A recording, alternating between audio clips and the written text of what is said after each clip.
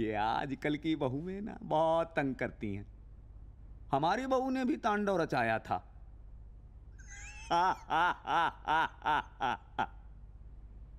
अरे कोई है? नाश्ते पानी का प्रबंध करो।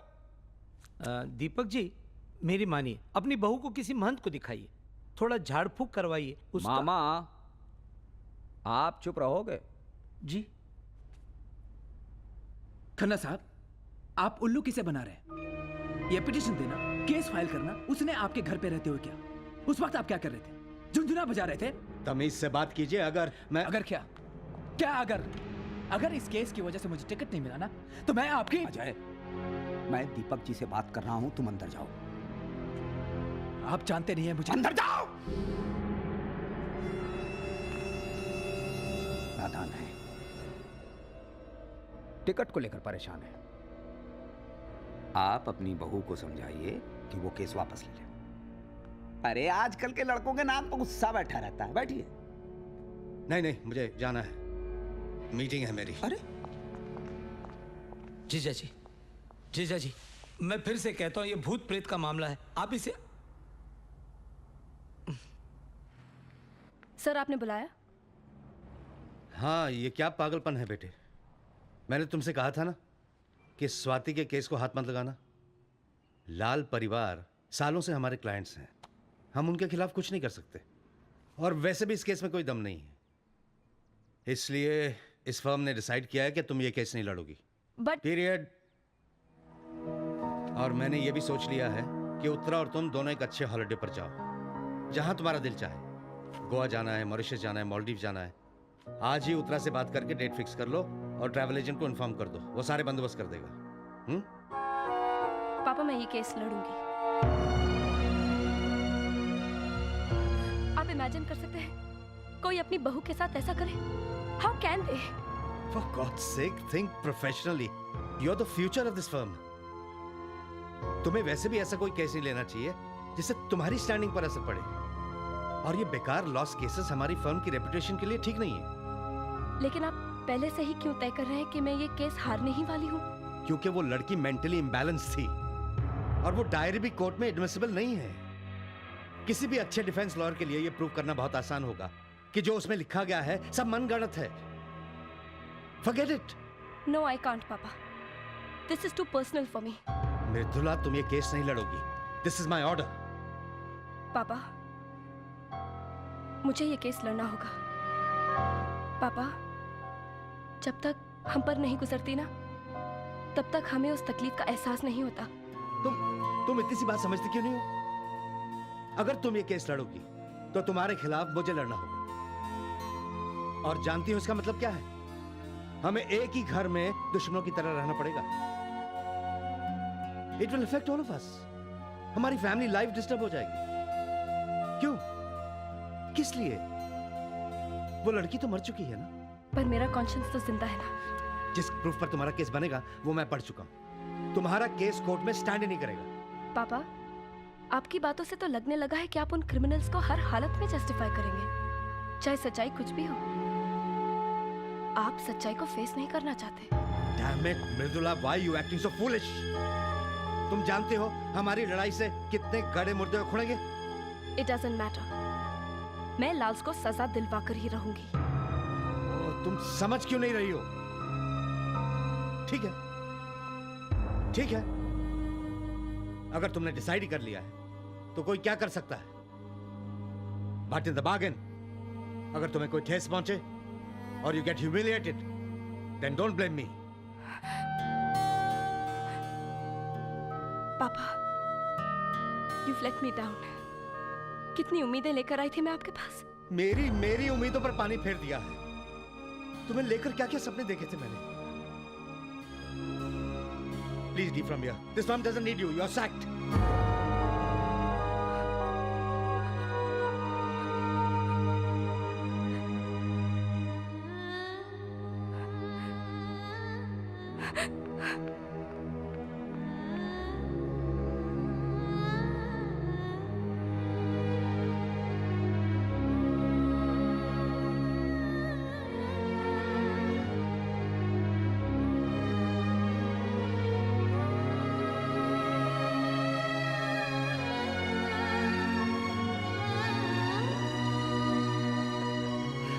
उन दिनों में I only used to wear a white shirt and a white pant ताकि लोगों को समझ में ना आए कि मेरे पास कपड़े कम हैं। Really? और फिर मैं जब लॉ कॉलेज में दाखिल हुआ, then for the first time I realised I have come to the right place, क्योंकि कॉलेज के लिए मुझे नए कपड़े सिलवाने की जरूरत ही नहीं पड़ी। एनीवे, अपनी मेहनत और लगन से मैंने लॉ कॉलेज को टॉप किया। फिर क्या, तुम्हारे दादाजी ने मुझे अपनी फर्म में नौकरी दे दी, and from there I never look back. I am a self made man बेटे, एंड योर दादाजी loved me for that, admired me for that. आप कितने इंटेलिजेंट और डायनेमिक थे ना। थे? नहीं, मेरा मतलब है। राइट। बेटे, I see the same spark in you. मेरा बेटा चाहे कुछ भी कहे, तुम उसकी बात मत सुनना। नहीं अंकल, मिलन ने कभी ऐसा कुछ नहीं कहा। वो तो मुझे इनकरेज ही करता है। बस मैं ही श्योर नहीं हूँ कि मुझे क्या करना चाहिए। लेकिन अपने करियर के बारे में कुछ तो सोचा होगा तुमने। जी हाँ, इधर IAS या मेजर इन सोशल सर्विसेज और then probably law. This is it, it's done. You will make a very successful lawyer. लेकिन अभी मैंने कुछ ऐसा सोचा ही नहीं है कि जब तुम छोटी थी ना, याद करो, सारे बच्चों में से तुम ही एक थी जो हर लड़ाई में फैसला करवाती थी। तुम्हारी समझदारी से एक दिन मैं इतना इंप्रेस हो गया। Uncle, you are embarrassing me, please. No, it is true. तुम सारे बच्चों में से सबसे ज्यादा क्लियर और एक्सप्रेसिव थी।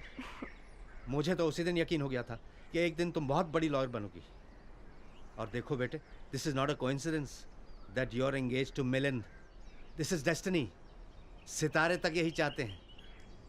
और जरा सोचो, तुम लॉयर बनकर अपने दादाजी का नाम रोशन कर सकते हो, और तुम में वो सारी खूबियां हैं जो एक सक्सेसफुल लॉयर में होनी चाहिए। Think about it.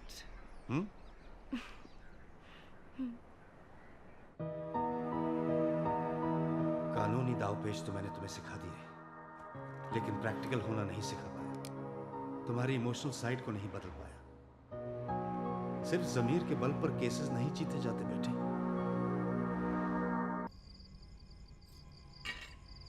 मृदुला, तुम्हारे इस फैसले से पापा बहुत परेशान हैं। मैं जानती हूँ माँ, लेकिन जब मैंने उस दिन आपसे पूछा था कि मैं क्या करूं, तब आप ही ने कहा था कि सच्चाई का साथ दो। कहा था मैंने, लेकिन बात क्या थी तुमने बताया नहीं।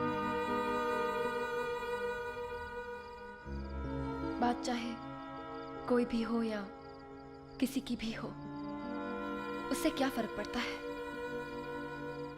माँ, आपको शायद कुछ अंदाजा नहीं कि उन लोगों ने स्वाति की क्या हालत बना दी थी।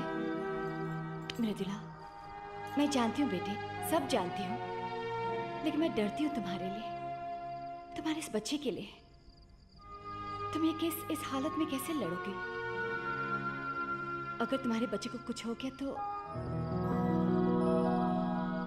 अच्छा हुआ ये जगह मिल गई हम लोगों को। ये बुक्स यहीं रहने देते हैं। हाँ, ऑफिस के लिए जगह ठीक है ना? बिल्कुल ठीक है आंटी। कोई तकलीफ तो नहीं बेटे? बिल्कुल नहीं, thank you.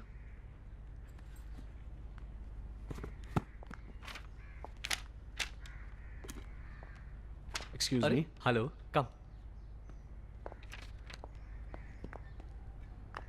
Mridula, this is mister Pant, private investigator. नमस्ते। Hello. आइए बैठे ना। Thanks. कुछ चाय या coffee?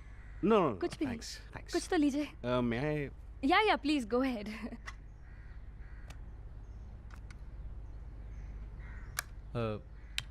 He was in the army.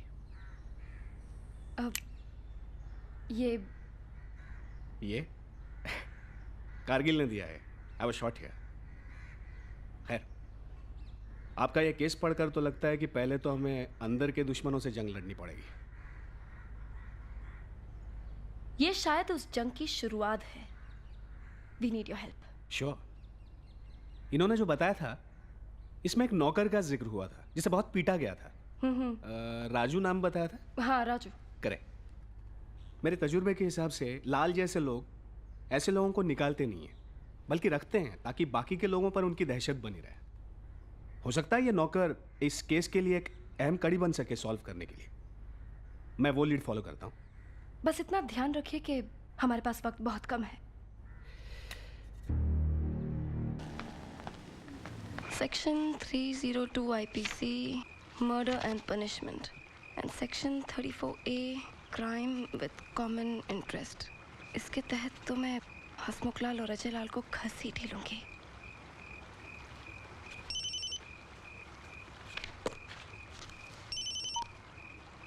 Hello, हाँ पंची बोलिए।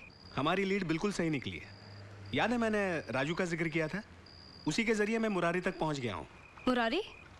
कौन मुरारी? उन्हीं का एक नौकर है, काफी कुछ जानता है, एक अहम गवाह बन सकता है हमारे लिए। वो गवाही देने के लिए राजी है। That's great, very good work। थोड़ा डरा हुआ है। पंची उसे कहिए कि वो डरे नहीं। हम उसका नाम अंडर कवर रखेंगे और उसके प्रोटेक्शन का भी इंतजाम करेंगे। बस एक बार उसका स्टेटमेंट आ जाए तो हमें ट्रायल से कोई नहीं रोक सकता। डन। Thank you. जी। हाँ कहिए। देखिए दीपक जी,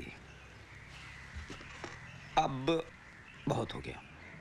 आपकी बहू हमारे घर वालों से पूछताछ कर रही है। देखिए ये कोई बड़ी बात नहीं है। केस तैयार करने के लिए उसे ये सब करना पड़ेगा। अरे आप उसके ससुर हैं। अब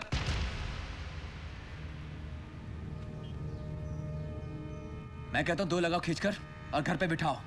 ये ज्यादा कानून मत झाड़ो मेरे सामने। अजय, किसके सामने कैसे बात करनी चाहिए इसकी तमीज होनी चाहिए आपको। अरे लेकिन तो बाबूजी। बाहर जाओ। मैंने कहा बाहर जाओ।